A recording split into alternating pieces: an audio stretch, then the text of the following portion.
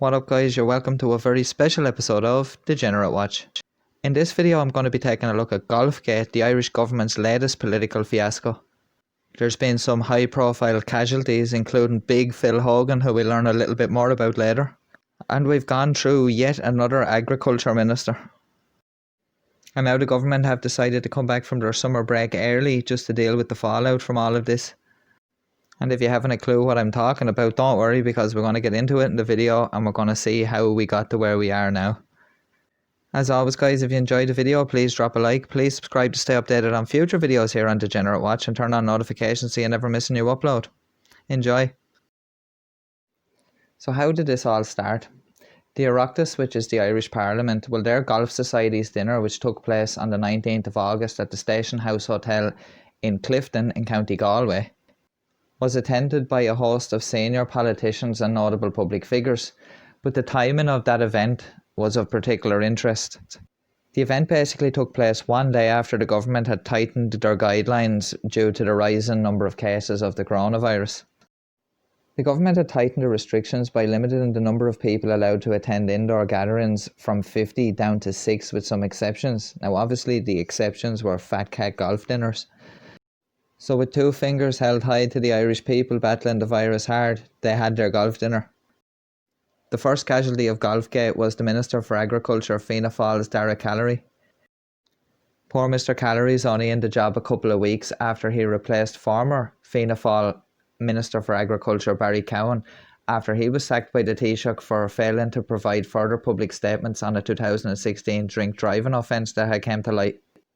Golfgate is just the latest in a string of controversies that this new government has gone through since it was formed. Next to fall was Deputy Chairman of the Irish Senate, Senator Jerry Buttimer. Jerry said in an apology on Twitter that the golf event had compromised the government, and at a time when people across every sector of Irish society are doing their best to keep safe during a global pandemic. He followed on by saying it was an unintended but serious lapse of judgment in attending the event.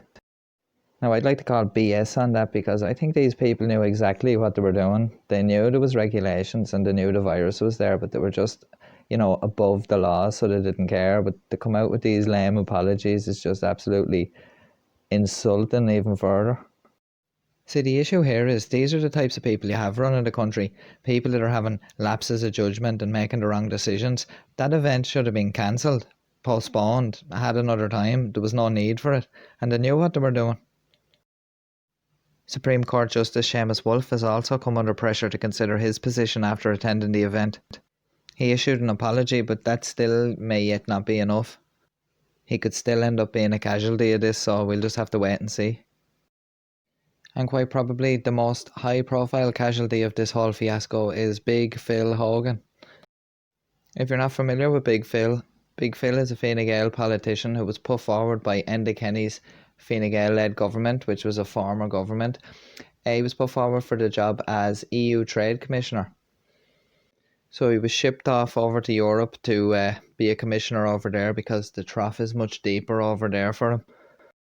Big Phil is one of Ireland's Brexit negotiators, and he's seen as a tough deal maker and a hard negotiator. But I think a lot of that could be down to the usual Fine Gael spin. When this story blew up, Phil apologised, but he said he would not be resigning. It then emerged that Phil had been stopped by Gardaí on his mobile phone while driving on the 17th of August in Kildare before he was to attend the golf event. With things going from bad to worse for Hogan, details started emerging of how he flouted quarantine regulations. This led to the government asking him to consider his position. But Hogan's fate was to be decided in Europe. The president of the EU Commission was under increasing pressure to sack Hogan, but doing so would set an awkward precedent. In the meantime, Hogan tried to fan the flames by apologising, saying the gathering was wrong and that he shouldn't have attended, but still refused to resign, insisting that he respected regulations during the rest of his 3-week visit to Ireland. But drip disclosures, however, undermined that claim. Round, round, get around, I get around, yeah, get around, round, round, I get around. Obviously, Twitter erupted immediately, and this heat map appeared. Phil could have gave the government a dig out here. They could have just strapped a GoPro to his chest and then he could have did a false Ireland tourist video for them. The man was absolutely prolific on the travel, so he was. In an interview with RTE, he said he had arrived in Ireland on the 31st of July and had travelled to his temporary residence in County Kildare before being admitted on the 5th of August to a Dublin hospital where he tested negative for COVID-19 before being discharged on the 7th of August. He returned then to Kildare, which was on lockdown because of a surge in coronavirus infections. And over the course of the next 2 weeks, he visited counties Limerick, Roscommon, Kilkenny and Galway before returning back to Brussels. He claimed because he had a negative test that he was no danger to anybody. And when it was put to him that he should have been isolating for a 14-day period as he returned from Belgium, which wasn't on the government's green list, he said he didn't accept that. And the Department of Health later confirmed that. As I said previously, his spokesperson had said he had completed his quarantine in Kilkenny, but that unravelled when Gardaí notified the government that a Garda stopped and cautioned Hogan for using his mobile phone while driving in Kildare. Hogan told RTE he was exempt from Kildare's lockdown restrictions because of essential work he was doing negotiating tariff restrictions with the US, and he had to collect handwritten notes from his residents. Asked whether this was an effort to conceal a golfing holiday, Hogan said he was able to organise the outings to make sure he had time to work in the evenings. Another lame duck excuse from Hogan. With so many cats out of the bag now, anywhere around Hogan was starting to look like an animal shelter. Pressure was mounting from all angles and Big Phil was about to fall. More details started to emerge from the woodwork about Phil's escapades. The day before his 2-week coronavirus quarantine period ended, he travelled to Limerick and ate out in a restaurant. He stayed at the Dunraven Arms Hotel in Adair and visited a restaurant on the 12th of August before he played a round of golf at the Adair Manor the next day. He also played golf on the 18th of August and on the 19th, just before the controversial event. So his trip did have a distinct golf theme to it. The pressure was mounting now, and a spokesperson for the Commission's president said that she had considered the matter a serious one and said that she was studying carefully the dossier in which Mr. Hogan had outlined his movements. Amid further revelations that Mr. Hogan was seen eating in a public restaurant at the K Club on the day he returned from Belgium, despite saying that he had self-isolated from then until a negative COVID test on August 5th. With the controversy having spiralled out of control and confidence in the Commissioner totally diminished, he bowed to the inevitable and resigned as EU Trade Commissioner. Note the key word there is resigns, folks, because if he had been sacked he wouldn't be entitled to his golden handshakes and severance money. The thing is here, had the EU Commission President sacked him, it would have set a precedent where they may have had to sack other people for similar breaches of regulations or whatever. So basically what they decided was to let him resign, he gets his golden handshake and his money and he goes off into the sunset. They don't have to make that call on the whole situation. And the only people that suffer here are the European taxpayers who are going to fund all of this.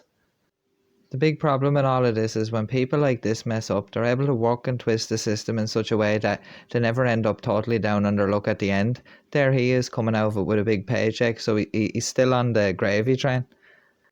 And the thing is, politicians like this guy and others are just totally out of touch with people. This is the same guy that was like a henchman for the government over here when they were trying to bring in water charges.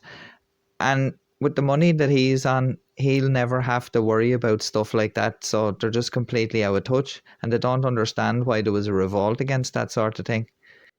Some families just couldn't afford it. Some people just simply didn't want another bill being shoved on top of them by the government. There you have it, folks. Golfgate, the latest controversy that's haunting the Irish government. I don't think we're going to have to wait too long for the next scandal to crop up. So hopefully you're a little bit more in the know about Golfgate. Well guys, thanks very much for watching. As always, if you enjoyed the video, please drop a like. Please subscribe to stay updated on future videos here on Degenerate Watch and turn on notifications so you never miss a new upload. We'll have a new video coming soon. This has been Degenerate Watch. Until next time, stay safe, take care, peace.